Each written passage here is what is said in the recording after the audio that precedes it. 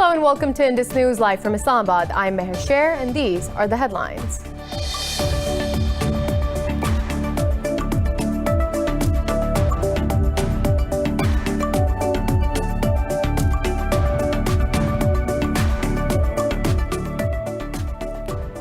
In Afghanistan, 6 people have been wounded in a gunfight inside Kabul University. Unknown gunmen stormed the campus following a blast at the entrance. Interior Ministry spokesperson Tariq Aryan said the shootout between Afghan security forces and terrorists is ongoing. The Taliban have denied any involvement in the attack.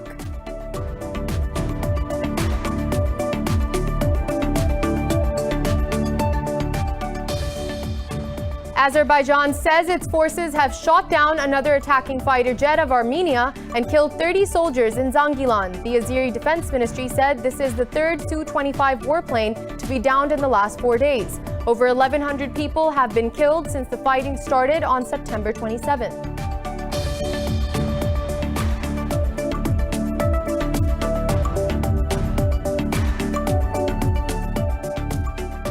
The death toll from the earthquake in western Turkey has risen to 83, with over 200 injured still under treatment. Rescuers say a 3-year-old girl has been rescued from the rubble 65 hours after the earthquake jolted Izmir city. Turkey's disaster management body says over 1,000 aftershocks have hit the area.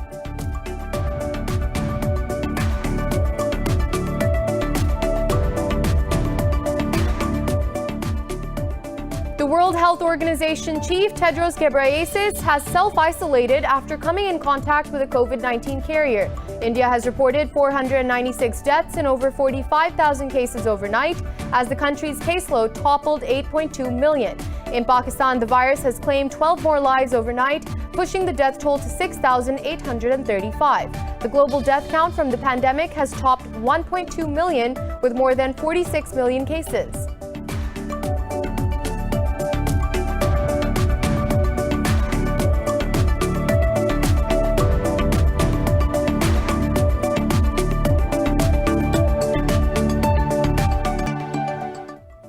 Those were the headlines. More news in detail after a short break. Stay with us.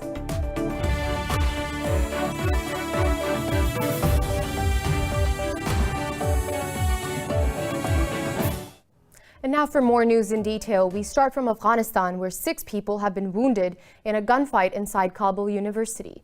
Unknown gunmen stormed the campus following a blast at the entrance. Interior Ministry spokesperson Tariq Aryan said the shootout between Afghan security forces and terrorists is ongoing. Students have been evacuated from the premises. The attack took place during a book fair which Iranian Ambassador Bahadur Aminian was due to attend. The Taliban have denied any involvement in the attack.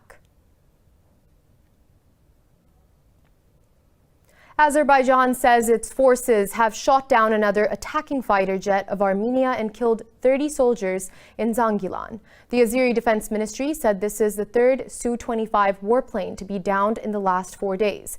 Earlier, it said Armenian forces targeted civilian areas in Aghdam and Akjabedi regions with artillery and missiles. The ministry added that its forces destroyed a large number of weapons of Armenian forces in retaliatory raids. Over 1,100 people have been killed since the fighting over Nagorno-Karabakh region broke out on September 27th. And with the United States gripped by a historic pandemic and its economic fallout, President Donald Trump and his Democratic rival Joe Biden have the final day to make their case to the voters. Over 93 million early votes have already been cast ahead of Election Day. This report has more. As the campaign for the 2020 U.S. presidential election draws to a close, President Donald Trump and his contender Joe Biden are making every hour count in critical battleground states. On the final day, Trump is set to sprint through 5 rallies in North Carolina, Pennsylvania, Wisconsin, wrapping up his campaign with 2 in Michigan. Trump once again questioned the integrity of the election in the vote counting procedures. And I don't think it's fair that we have to wait a long period of time after the election. If people wanted to get their ballots in, they should have gotten their ballots in long before that, a long time. They don't have to put their ballots in the same day. They could have put their ballots in a month ago. And we think it's a ridiculous decision. Biden has focused most of his time to Pennsylvania, where a win would leave Trump with an exceedingly narrow path. Biden has wrapped up the campaign on the offensive, traveling exclusively to the states that Trump won in 2016.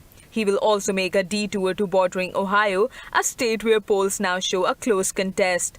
When Americans vote, America will be heard. When America is heard, I believe the message is going to be loud and clear. It's time for Donald Trump to pack his bags and go home. It's time to breathe some life back into this nation. We're done. We're tired of the tweets, the anger, the hate, the failure, the irresponsibility. We've got a lot of work to do. And if I'm elected your president, we're going to do it, and we're going to act, and we're going to start from the very first day. Although Biden leads Trump in national opinion polls, the race is much closer in crucial battleground states. Both candidates aim to secure 270 electoral college votes that are required to win over the White House. Now, the World Health Organization chief Tedros Ghebreyesus has self-isolated after coming in contact with the COVID-19 carrier. The global death count from the pandemic has topped 1.2 million with more than 46 million cases. More in the following report. The coronavirus pandemic continues to rage globally, restricting movements, dwindling hopes, and stunting economies. Nations across Europe are introducing blanket curbs as the region with 10% of the world's population accounts for 22% of the cases. In Latin America, Mexico is fast becoming the fifth regional country to hit the 1 million infections mark. In Brazil's Sao Paulo, hundreds of anti-vaxxers protested against government plans to make a Chinese coronavirus vaccine mandatory.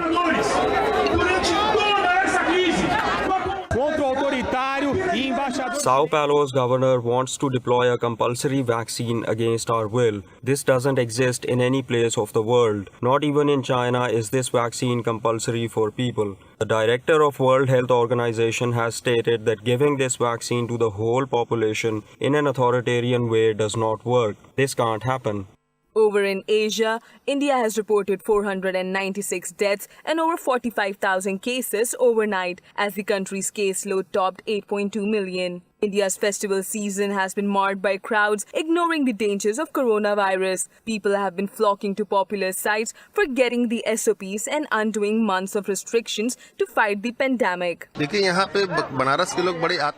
will happen as per Shiva's wish. Residents of Varanasi drink the water of holy Ganges river and they lead their lives on their own terms. The level of awareness that the government has shown regarding coronavirus, people of Varanasi are not showing the same awareness.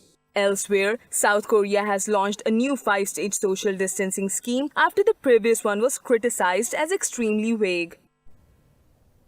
Moving on to Pakistan, 12 people have died from COVID-19 in the past 24 hours. The health ministry says the country's death toll has risen to 6,835. The ministry said there are over 13,000 active COVID-19 cases in the country. It said out of over 335,000 countrywide cases, more than 315,000 have recovered so far. The ministry said over 146,000 cases have been detected in the Sindh province, while Punjab has reported over 104,000 cases. In the capital city of Islamabad, more than 20,000 have been infected so far.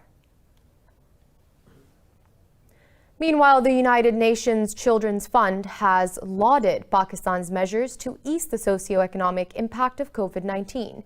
In an interview, UNICEF representative in Pakistan, Aida Girma, also praised the Clean Green Index initiative. She called it a crucial step towards raising standards of cleanliness and ensuring a sustainable environment. Girma added, a healthy environment is imperative to nurture a healthy society. The UNICEF representative said the agency will continue to work with Islamabad to carry forward this initiative. And the death toll from the earthquake in western Turkey has risen to 83, with over 200 injured still under treatment. The death toll from the earthquake in western Turkey has risen to 79, with over 200 injured still under treatment. Rescuers say a 3-year-old girl has been rescued from the rubble 65 hours after the earthquake jolted Izmir. Earlier, a 14-year-old girl was rescued from the debris after 58 hours. Turkey's Disaster and Emergency Authority said search and rescue activities are underway. The authority added that more than 1,100 aftershocks have hit the area, 43 of them above the magnitude 4. It said 962 people were injured and 743 of them have been discharged from hospitals. Greece has urged Turkey to rescind a naval advisory announcing hydrocarbon exploration activity in the Mediterranean. In a statement, the Foreign Ministry said the area Ankara has covered includes Greek continental shelf. Athens said the area of contention is a few miles from the Greek island of Rhodes and Castellorizo. Foreign Minister Nikos Dendias said Athens condemns what he called delinquent behavior. He said Athens is preparing an official diplomatic protest and will inform EU partners and allies on the issue. And over in Indonesia's capital, Jakarta, thousands of Muslims protested French President Emmanuel Macron's Islamophobic and blasphemous remarks. The protesters marched towards the French embassy, waving white flags, calling for a boycott of French products. Protesters also stomped on Macron posters to express their outrage. Protests were also held in other Indonesian cities of Surabaya, Makassar, Medan, and Bandung. Even though it is liberal over there in France, there is no need for him to praise it or admit it. It doesn't matter. Please don't insult and badmouth the religion. I am very involved because I'm a Muslim, so I came to participate in the protest. Indonesian President Joko Widodo condemned terrorist attacks in France and deemed Macron's remarks as offensive. And moving on, in France, police have released 3 suspects arrested in connection to the knife attack at a church in Nice. 3 people, including 2 women, were killed in the attack. State media said the 3 male suspects were released after it was established that they had no link to the attacker. It said 3 others still remain under custody. Nice Mayor Christian Estrosi said around 120 police officers, along with 60 soldiers, have been deployed to guard churches. The 21-year-old Tunisian accused of the attack is under treatment at the hospital after being shot by police. Moving on, Brexit Party leader Nigel Farage says he will relaunch the group as anti-lockdown party called Reform UK. In an opinion piece, Farage said the party will focus on fighting the government's anti-coronavirus measures. Farage stated the new party will back a policy of focused protection from the coronavirus for only the most vulnerable. He explained his party's agenda will be to allow the rest of the population to develop herd immunity. The leader asked papers seeking the name change have been submitted to the Electoral Commission. Earlier, Prime Minister Boris Johnson ordered a national lockdown in England after the country's COVID-19 cases topped 1 million. And in Belarus, tens of thousands of Belarusians marched through Minsk to demand President Alexander Lukashenko leave power. Riot police fired warning shots into the air, used stun grenades, and arrested more than 200 people in protests. Large crowds headed towards Kuropatki, a memorial to victims of execution by Soviet secret police on the outskirts of the capital. Mobile phone internet was unavailable and several metro stations were briefly closed down. Earlier, President Lukashenko signaled that he was ready to crack down on demonstrators. He said any protester who lays a hand on officers policing the protests should at least leave without hands. Mass protests have flooded the capital for 12 straight weeks since a disputed election. And exiled U.S. whistleblower Edward Snowden says he has applied for Russian citizenship but will keep his U.S. nationality. In a tweet, Snowden says he and his wife don't wish to be separated from their son. The whistleblower says he will teach his son the importance of freedom of speech, among other American values. Snowden's tweet comes weeks after he was granted permanent residency in the country, and just days after his partner, Lindsay Mills, announced she was pregnant. Former CIA and NSA contractor turned whistleblower published the evidence on mass surveillance operations by U.S. intelligence. U.S. President Donald Trump recently said he will consider pardoning Snowden, but made no further comment. And we'll be back with more news in detail after a short break. Stay.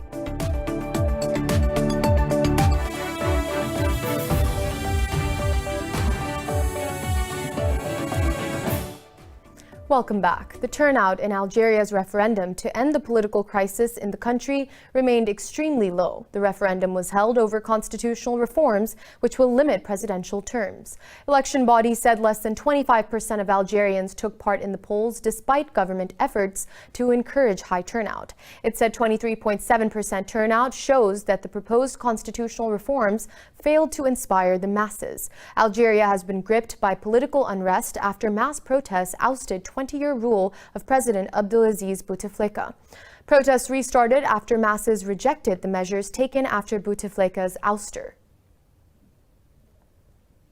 And in the Philippines, the death toll from the typhoon Goni has risen to 16, while 3 people are still missing.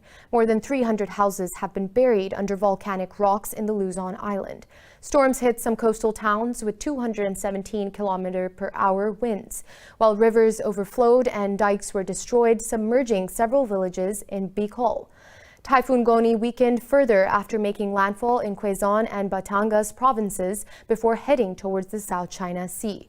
Goni is one of the strongest storms to hit the Philippines since Haiyan, which killed over 6,300 people in 2013. And the International Day to End Impunity for Crimes Against Journalists is being marked today. The UN-recognized day draws attention to the low global conviction rate for crimes against media persons. A UN report says around 1,200 journalists have been killed in the past 14 years.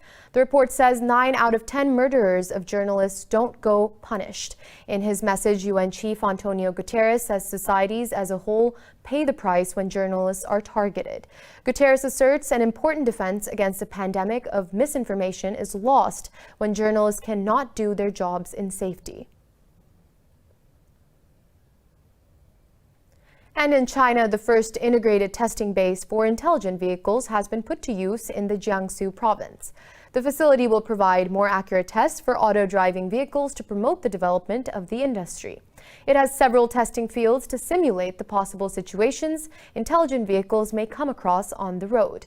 It will provide third-party authoritative testing and certification to address key issues of accident responsibility identification. The facility will also work on network security in the development and application of China's automatic driving vehicles.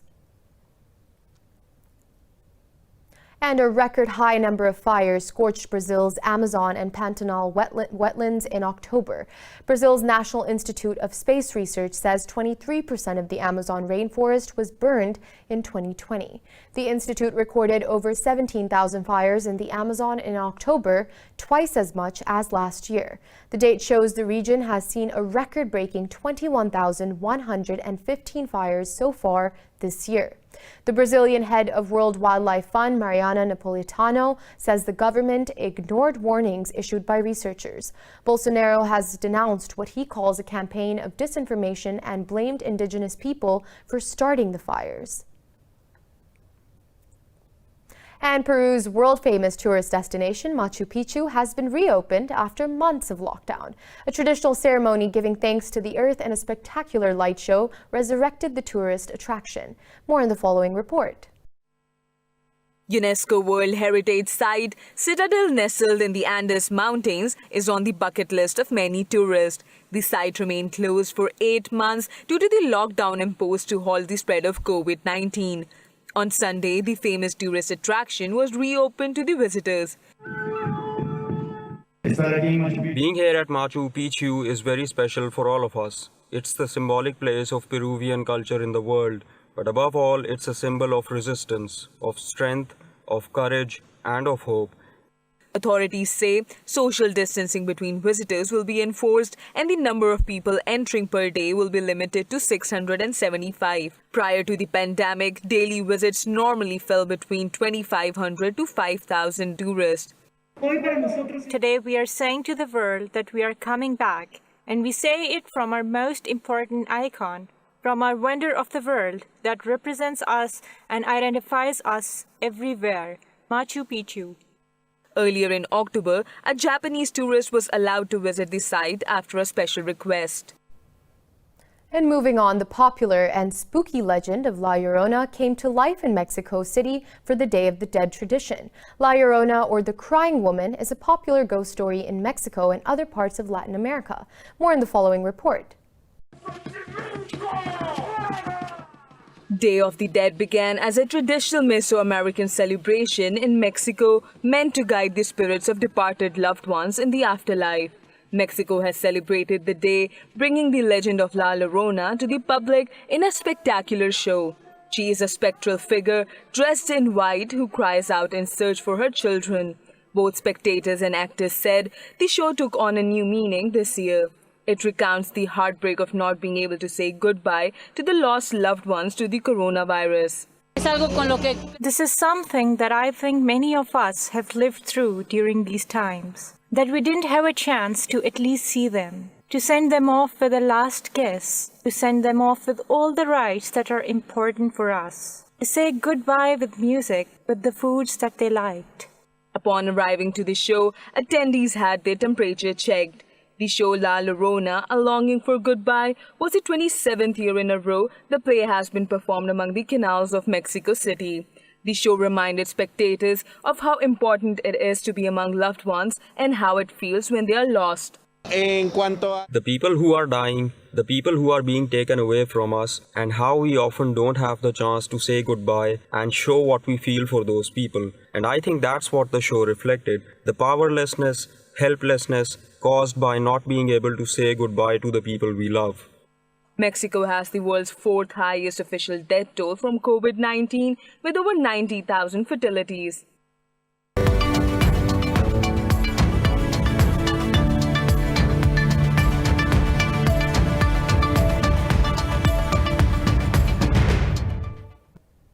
Moving on to the world of business, the U.S. Commerce Department says it will vigorously defend the executive order barring TikTok from operating in the country. This comes after a district judge blocked the Commerce Department's order of blanket ban set to take effect on November 12th.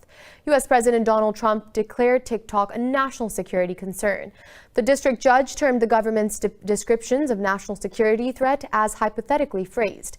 A hearing is set to take place on Wednesday on other aspects of Commerce Department's orders that were blocked. Talks to finalize a deal for Walmart and Oracle Corp to own U.S. stakes in TikTok Global are ongoing.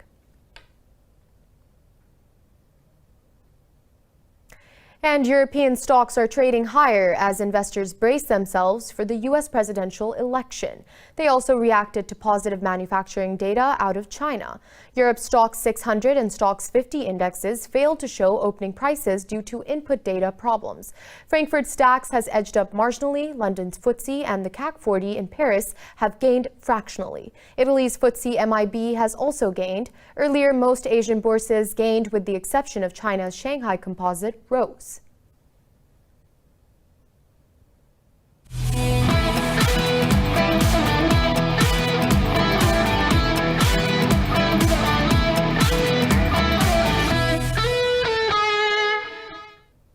And in the Italian Serie A, Juventus beat Spezia Calcio 4-1 as Cristiano Ronaldo made a comeback after recovering from COVID-19.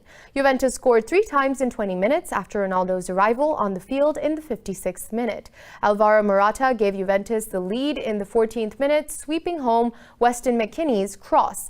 In the 59th minute, Morata slipped the ball through to Ronaldo, who slotted it past Spezia's goalkeeper Ivan Providel.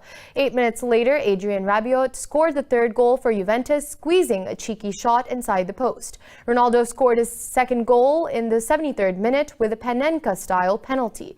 Juventus moved to third place on the table with 12 points, 4 behind leaders AC Milan.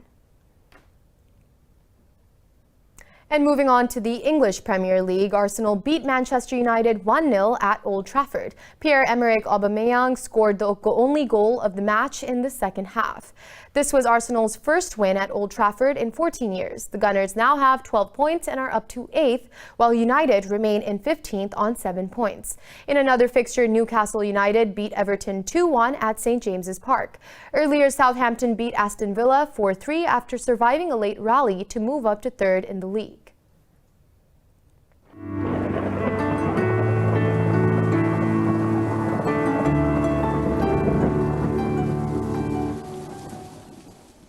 And now it's time to take a look at the latest weather updates from around the world.